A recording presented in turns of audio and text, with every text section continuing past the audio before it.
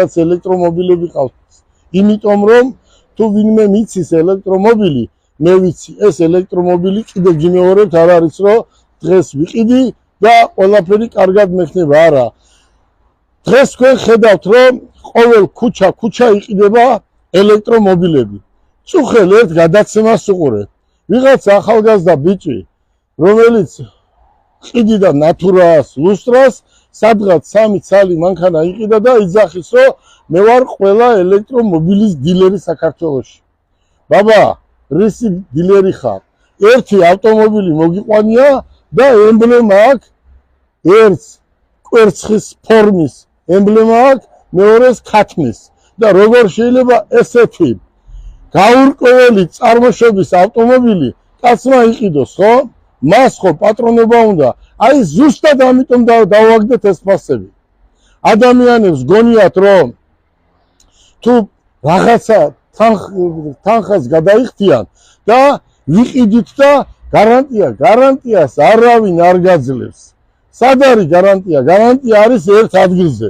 ეს არის მათე მოტორსი. შეიძლება სხვაგანაც იყოს, მაგრამ ჩვენ მოვიძიეთ, ამაზე ვიმუშავეთ და გვაქვს უამრავი საბუთი, რომ თითქოს და გაძლევ გარანტიას და არავინ არავის არ აძლევს გარანტიას. აქ არის 120 თუ რაღაც ავტომობილი გაფუჭებული და ვითომ გარანტია რომ ისეს და მე აქტირიან. მე გეუბნებით, გაურკვეველი ავტომობილი ელექტრო არ უნდა იყიდო. ელექტრო უნდა იყიდო Toyota პირველი და მერე უნდა იყიდო Volkswagen. რატომ?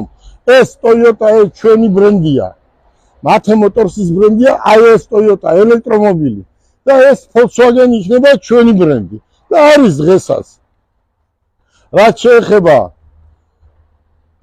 იმ ადამიანებს, ვისაც ყავთ უკვე შეცდომაში შეიყვანეს და იყიდეს და ქუჩა დადიან ახლა და რა ვქნათ და ბევრი შემთხვევებია, ძალიან ბევრი, მაგრამ ჩვენ არ გვაქვს უფლება ვთქვათ, სად იყიდეს, როგორ იყიდეს. მე-15 სართულზე კაც, რომელსაც ერთი ოთახი აქვს დაქირავებული და ელექტრომანქანას ყიდულობს და გეუბნება იქ მიდი და გაგიკეთებენ, აი უარესეს ღირსი ხარ. მინდა გითხრათ ერთი რამ. ელექტრომანქანა არ არის ადვილის საქმე, ხო? აი როგორ აღებ ავტომობილს, ამასაც დიდი მნიშვნელობა აქვს. როგორ ტენი, ხო? მაგალითს ვამბობ. აი როგორ ტენი, აი ამასაც მნიშვნელობა აქვს, ხო?